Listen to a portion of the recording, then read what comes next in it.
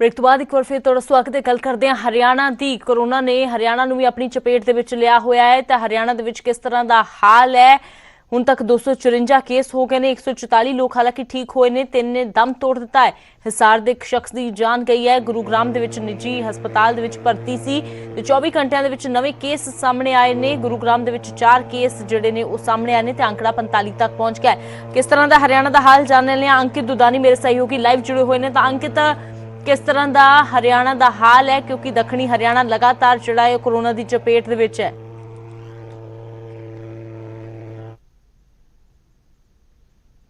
Report हुए हैं जो मेडिकल बुलेटिन स्वास्थ्य विभाग का जारी होता है उसके हिसाब से 264 केस अभी तक रिपोर्ट हुए हैं और उसमें से एक बड़ी बात यह है कि 158 ठीक हो चुके हैं।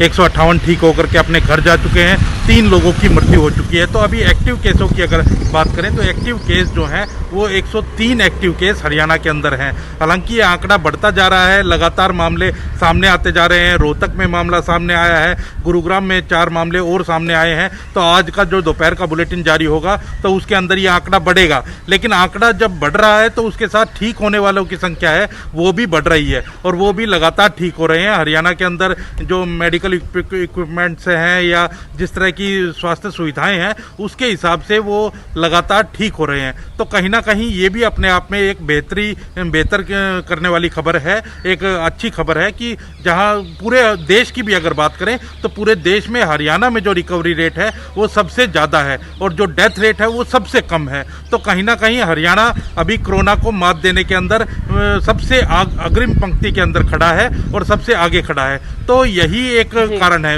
जो आज जिस तरह से कोरोना को लेकर के लगातार सरकार गाइडलाइंस भी जारी कर रही है। सरकार ने गाइडलाइंस जारी की क्योंकि अभी जो कनक चल रही है और सरसों मंडियों के अंदर आ रही है, नेता मंडियों के अंदर पहुंचने शुरू हो गए थे। तो सरकार का साफ साफ आदेश आया है कि कोई भी नेता मंडी के अंदर नहीं जाए क्योंकि धारा 144 लगी हुई है, धारा 188 लगी हुई है। तो उसके तहत कार्रवाई की जा सकती है क्योंकि जब भी नेता पहुंच रहे थे मंडियों के अंदर तो वहाँ भीड़ लग जा रही थी और जो सोशल डिस्टेंसिंग की बात थी उसका प्रॉपर उल्लंघन होता हुआ नजर आ रहा था। तो कहीं ना कहीं सरकार जो है वो पूरी तरह से सचेत है और जहां भी सोशल डिस्टेंसिंग का उल्लंघन होता हुआ नजर आता है या फिर और कोई कमी नजर आती है, कोई जिस तरह से डॉक्टरों के लिए फैसला लिया गया है, इसलिए बड़े फैसले जिहड़े ने ले जा रहे हैं। बहुत बहुत शुक्रिया अंकित फिलहाल इस सारी जानकारी दे लई।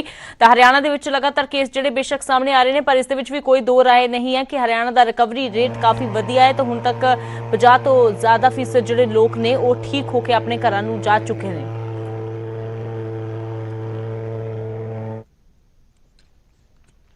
तो कर्फ्यू तो लॉकडाउन दौरान लोग आपो अपने घरां दे विच कैद ने, कामकाज ठप ने। अजिहे दे विच कोई गरीब ते लोड़वंद भुखा ना रहे तो कुछ इंसानियत दे नाते उन्हां तक खाना पहुंचा रहे ने। इंसानियत दी अजिही ही सच्ची सेवा का हिस्सा बन रहे ने पटियाला दे SSP मनदीप सिंह सिद्धू।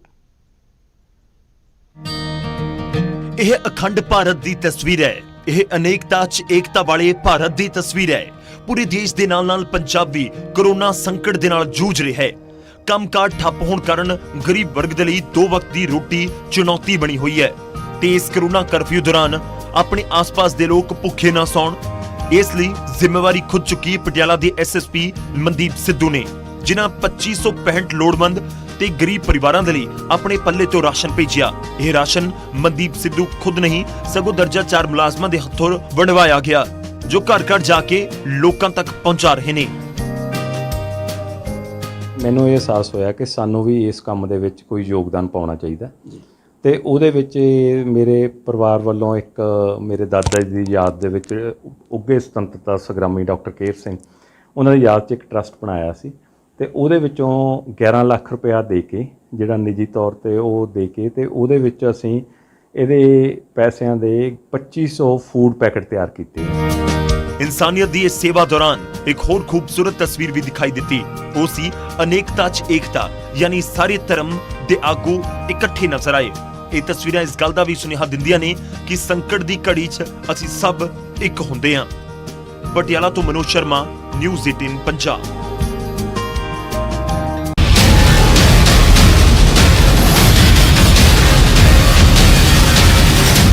ਇਹਦਾ ਨਾਂ ਰੱਖਿਆ ਅਸੀਂ ਆਪਰੇਸ਼ਨ ਫਤਿਹ।